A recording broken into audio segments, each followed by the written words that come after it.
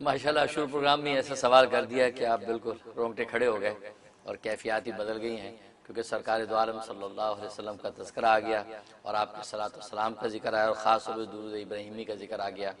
اور جہاں تک خواب کا تعلق ہے، خواب ماشاءاللہ آپ کا بہت خوبصورت ہے، رسول اللہ صلی اللہ علیہ وسلم کے دربار بھی گویا کہ وہ صلاۃ والسلام جس انداز سے آپ پڑھتے ہیں وہ قبول ہو گیا ہے، اور یہ قبولیت جو ہے بہت بڑی بشارت ہے۔ پھر آپ کو بوسہ دینا رسول اللہ صلی اللہ علیہ وسلم کی خاص نظر کرم کا اشارہ ہے۔ آپ کو انشاءاللہ اتباع سنت اور صلاۃ والسلام کی توفیق جو انشاءاللہ یہ اس پر استقامت رہے گی، دائم رہے گا یہ سلسلہ، اور اسی طریقے سے آپ انشاءاللہ دین پر جو ہے قائم و دائم رہیں گے،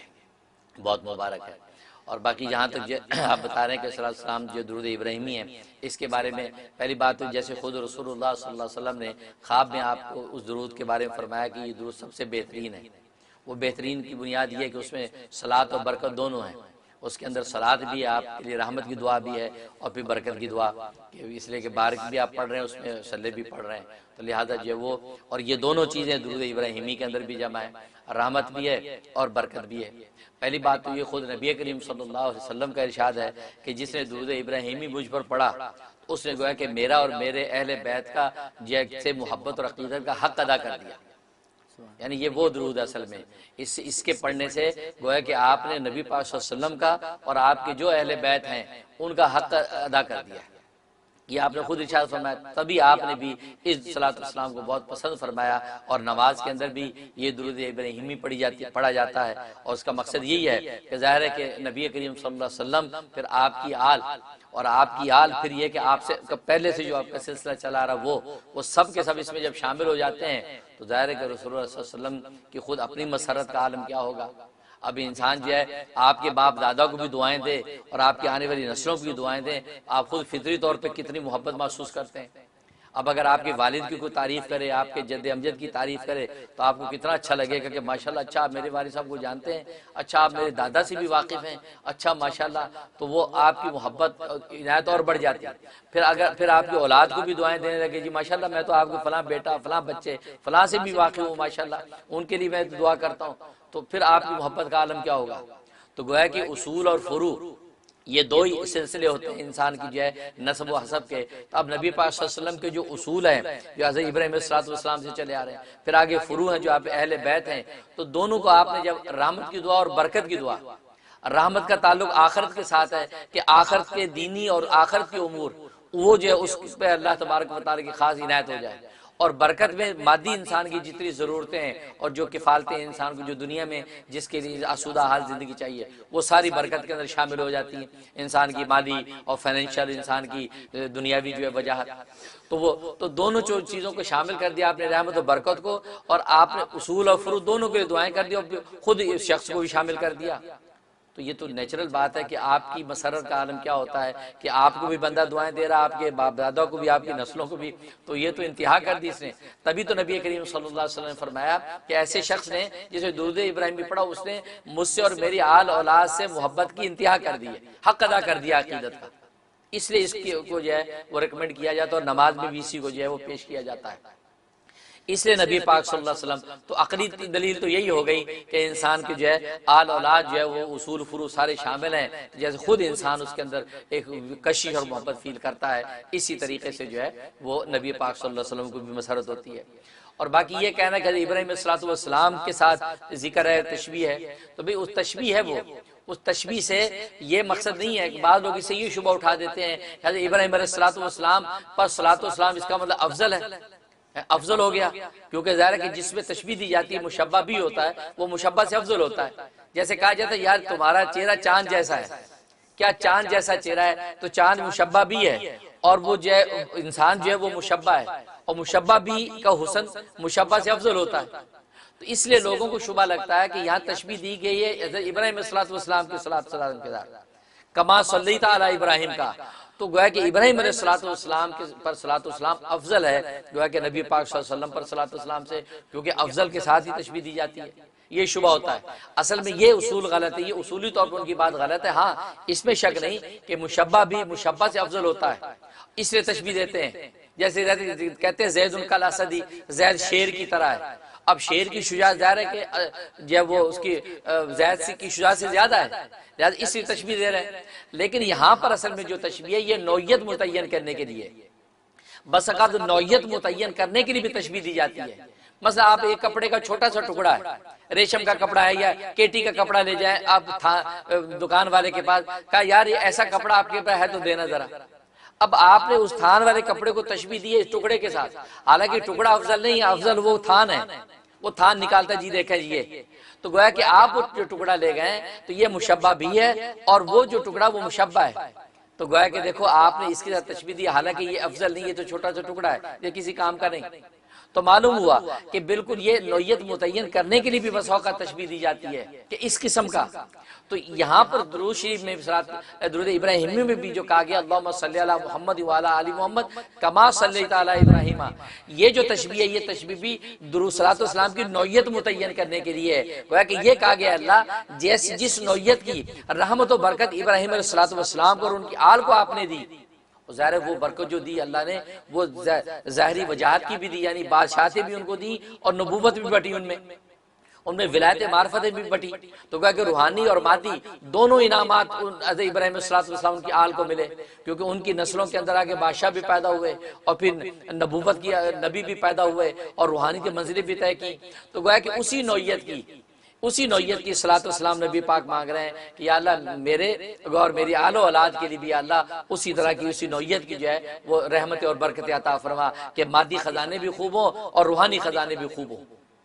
یہ مطلب ہے۔ تو صلاۃ والسلام کی نوعیت متعین کرنے کے لیے حضرت ابراہیم کے ساتھ تشبیہ دی ہے، افضلیت میں تشبیہ نہیں ہے، یہ نوعیت متعین کرنے کے لیے، اور ظاہر ہے کہ نوعیت متعین کرنے کے لیے بھی تشبیہ دی جاتی ہے، اس لیے یہاں پر ایسا کہا گیا ہے کہ اللہم صلی علی محمد۔ اب یہاں پر ایک اور چلتے چلتے شبہ دور کر جاؤں، بعض لوگ پوچھتے ہیں کہ یہ دونوں درود پڑھنا ضروری ہے یا اگر ان میں آدھا پڑھ لیں ایک پڑھ لیں دوسرا نہ پڑھے تو یہ چلے گا؟ تو جواب یہ ہاں یہ بھی صحیح ہے، یا مفتی اعظم ہند حضرت مولانا مفتی کفایت اللہ صاحب دہلوی رحمۃ اللہ علیہ اس کی بھی اجازت دی ہے کہ آپ اوپر کا اکیلا پڑھ لیں صلاۃ سلام والا، وہ صلاۃ کا حصہ پڑھ سکتے ہیں، اللہ مبارک والا چھوڑ سکتے ہیں، اگر آپ کو کوئی ورد وظیفہ کرنا ہے یہ بھی کر سکتے ہیں، تو لہٰذا اس کی بھی اجازت۔ اور میں کہا کرتا ہوں اگر آپ یہ کہتے ہیں کہ اس کو شارٹ کرنا ہے تو میں کہتا ہوں کہ دونوں کو ملا بھی سکتے ہیں، آپ ایسے کر سکتے ہیں اللہم صلی و بارک علی محمد وعلی آل محمد کما صلیت و بارکت علی ابراہیم وعلی آل ابراہیم انک حمید مجید۔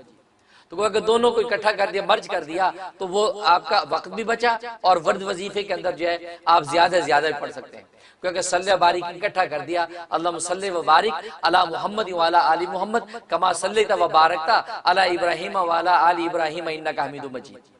تو اس کی بھی گنجائش ہے۔ اور باقی جس نوعیت سے سنت میں آیا ہے اس طرح کرنا تو افضل ہے ہی ہے، اور نماز میں ہم اس کا اہتمام کرتے ہیں، اس طریقے سے کرنے میں کوئی مذاقہ نہیں، انشاءاللہ برکت ہی برکت ہے۔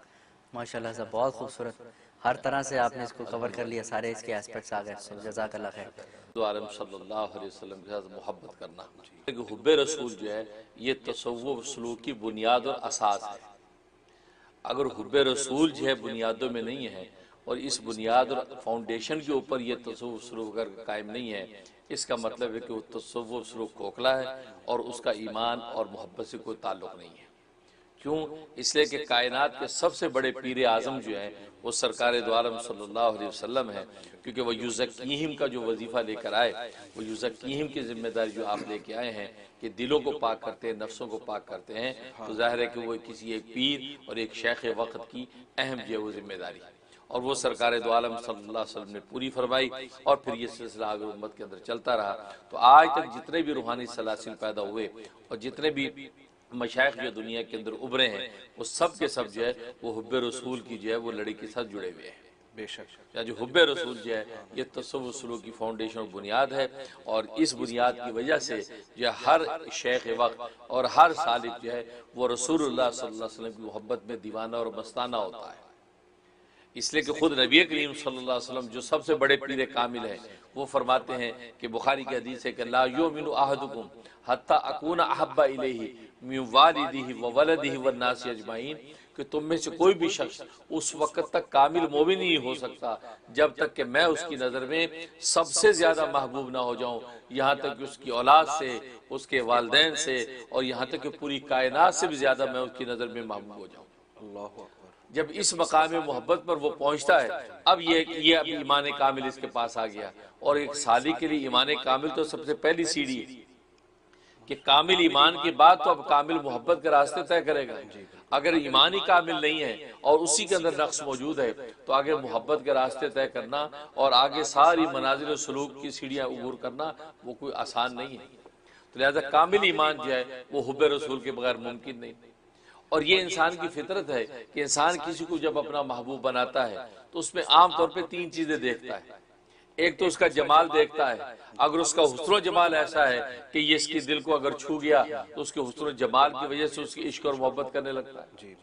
اور دوسرا جو ہے وہ اس کے جو ہے وہ کمال کو دیکھتا ہے کہ اس میں کمال کیسے ہیں. اگر ایسے کمالات ہیں کہ جن کمالات کے سامنے اس کا سر جھک گیا کہ یار کمال ہے بھی، ایسے کمال تو کبھی دیکھے نہیں، تو یہ اس سے امپریس ہو کر وہ اس سے محبت کرنے لگتا ہے. اور تیسرا جو ہے نواز یعنی احسان، تو احسان اور نواز جو ہے اس کو ایسا اس کے اوپر پڑا کہ جس کی وجہ سے یہ اس کا دل دادا ہو جاتا ہے. تو یہ تین بنیادیں ہیں کہ جمال ہے، کمال ہے اور نوال ہے. ان تین بنیادوں کی وجہ سے کسی کو اپنا محبوب بناتا ہے. اور یہ تینوں کی تینوں چیزیں بدرجہ اتم اگر کسی شخصیت میں دنیا کے اندر موجود ہیں تو وہ سرکار دو عالم صلی اللہ علیہ وسلم کی ذات عالی ہے. آپ جیسے جمال انسانیت نے دیکھا نہیں، بلکہ خود جو ہے وہ حسان بن ثابت ایک شعر کہتے ہیں کہ وہ احسن من کا لم تر قط عینی واجمل من کا لم تلد النساء. کہ میری آنکھ نے آپ جیسا حسین دیکھا ہی نہیں. سبحان اللہ. اور یہاں تو میری آنکھ نہیں دیکھا، اور ایک روایت میں عینون کے لفظ ہے کہ وہ احسن من کا لم تر قط عینون، کسی آنکھ نے بھی آپ جیسا حسین دیکھا نہیں. ولم تر قط عینی اور وہ اجمل من کا لم تلد النساء، اور آپ جیسا خوبصورت کسی ماں نے کبھی جنا نہیں. خلقت مبرا من کل عیب، آپ کو اللہ نے عیبوں سے ایسا پاک کر کے پیدا کیا ہے کہ کانک قد خلقت کما تشاء، جیسا کہ آپ نے خود پیدا ہونا چاہا. ظاہر کہ انسان خود کیسا چاہتا ہے، سب سے زیادہ باجمال اور سب سے زیادہ باکمال بننا چاہتا ہے. تو فرمایا جیسی آپ کی چاہت و منشا تھی اللہ تبارک و تعالی نے ویسی سانچے میں آپ کی تخلیق کر دی. سبحان اللہ. تو آپ کے جو ہے کمالات اور حسن و جمال کا عالم یہ تھا. تو لہذا اس ایسی اتنی حسین محبوب کو کوئی محبوب نہ بنائے. یہ جو وہی وہ ضد اور یناد اور حسد ہی تو ہو سکتا ہے کہ جس سے وہ پیچھے ہٹ جائیں. لہذا یہ کہ ابو جہل کی آنکھ اس حسن جمال کو پہچانتی تو ہے لیکن مانتی نہیں تھی. عتبہ شیبہ کی نگاہوں نے وہ حسن جمال کی رعنائیاں دیکھی، اس کو پہچان تو لیا لیکن اس کو مانا نہیں. اور ایمان پہچاننے کا نام نہیں تھا اور ایمان ماننے کا نام تھا، بے شک. اس لیے وہ مومن نہ ہو پائے. اسی طریقے سے آپ کا کمال، آپ کے کمال کی حالت یہ ہے کہ آپ امام الانبیاء ہیں. خود فرمایا کہ انا نبی الانبیاء، میں عام امتوں کا نبی نہیں، میں تو سارے نبیوں کا بھی نبی ہوں، کیونکہ سارے نبیوں نے میری اقتداء میں نماز پڑھی. چنانچہ کہ اسراء اور معراج کے سفر میں بیت المقدس میں آپ نے تمام انبیاء کو نماز پڑھائی. تو آپ امام الانبیاء بن گئے. جو انبیاء اپنی اپنی ذات میں اتنے کمالات لائے ہیں کہ جناب نگاہ نہیں اٹھتی اس کی طرف، اور آپ ان سب کے امام ہیں اور سارے نبیوں کے کمال تو آپ میں ہے ہی ہیں. اس کے علاوہ ایکسٹرا کمال اللہ نے آپ کو اتنے دیے ہیں کہ وہ شاعر کہتا ہے نا محبت میں کہ حسن یوسف دم عیسیٰ ید بیضا داری، آنچے خوبا ہما دارن کہ تو تنہا داری. کہ یوسف کا حسن ہو یا عیسیٰ کا جو دم ہو یا موسیٰ کے کمالات ہو، سارے انبیاء کے کمالات جمع کر کے ایک محمد کی ذات میں جمع کر دی. سبحان اللہ. فرمایا کہ یہ آپ کے کمالات کی عالم. پھر آپ کا نوال، آپ کا احسان پوری انسانیت پر یہ کہ آپ خود فرماتے ہیں کہ انا معلم، میں معلم بن کے آیا ہوں، میں معلم بن کے، اخلاق کا بھی معلم، علم کا بھی معلم، اور ایسا معلم انسانیت بن کے آیا ہوں کہ گویا کہ انبیاء نے بھی آپ ہی کے علم سے حصہ پایا. اللہ اکبر. آپ ہی کے علم سے حصہ پایا. اس لیے حدیث میں آتا ہے کہ جب اللہ تبارک و تعالی نے عالم ارواح کے اندر روحوں کو جمع کیا تھا اور پہلا سوال کیا تھا کہ کہا تھا کہ سوال کیا تھا اللہ تبارک و تعالیٰ نے الیس بربکم، کیا میں تمہارا رب نہیں ہوں، الست بربکم، میں تمہارا رب نہیں ہوں، یہ سوال کیا تھا. تو ساری روحیں ایک دوسرے کا منہ تکنے لگی. کسی کو جواب پتہ ہی نہیں کہ اللہ پوچھے کیا میں تمہارا رب نہیں ہوں، کیا جواب ہے. تو سب سے پہلے سرکار دو عالم صلی اللہ علیہ وسلم کی روح نے اس کا جواب دیا، بلا بلا شبہ آپ ہی ہمارے رب ہیں. اللہ اکبر. جب آپ نے یہ جواب دیا تو آپ کا جواب جب انبیاء کی ارواح نے سنا ہے تو انبیاء نے پھر آپ کی اس جواب کو دہرایا. سب نے کہا بلا. یہاں تک کہ عالم ارواح کے اندر ایک شور مچ گیا، ایک واویلا ہو گیا، بلا بلا کے نعرے لگنے لگے، بلا شبہ آپ ہی ہمارے رب ہیں، بلا شبہ آپ ہی رب ہیں۔ تو گویا کہ وہ عالم ارواح میں ہی اللہ تبارک و تعالی نے معلم انسانیت ہونے کا شرف آپ کو عطا کر دیا کہ آپ نے جو جواب دیا اس جواب سے انبیاء نے جواب سیکھا۔ بے شک تو یہ آپ کو یہ آپ کا نوال کہ ایسا احسان اور نوال آپ کائنات پر، پھر ایسی شریعت حقہ لے کے آئے اور ایسے کامل دین اسلام لے کے آئے کہ اب اس کامل دین کے بعد مزید کوئی گنجائش نہیں، اور ختم نبوت کا تاج پہن کر آئے کہ آپ نبوت کے سارے کمالات آپ کی ذات پر ختم ہو گئے، اب آپ کے بعد کوئی ایک بھی کمال ایسا باقی نہیں ہے کہ جس کمال کو دکھانے کے لیے کوئی نبی لانا پڑے، بے شک لہذا آپ کو ختم نبوت کا تاج پہنا دیا۔ تو آپ کی جو ہے یہ کمالات ہیں، آپ کی یہ نوال ہیں، آپ کی یہ جو ہے گویا کہ جمال ہیں کہ جس کے نتیجے میں حق بنتا ہے، فطرت کا تقاضا ہے کہ محبوب اگر دنیا میں بنائیں تو محمد مصطفیٰ کو محبوب بنائیں، سبحان اس کے علاوہ کسی اور کو محبوب بنانا یہ مومن کسی انسان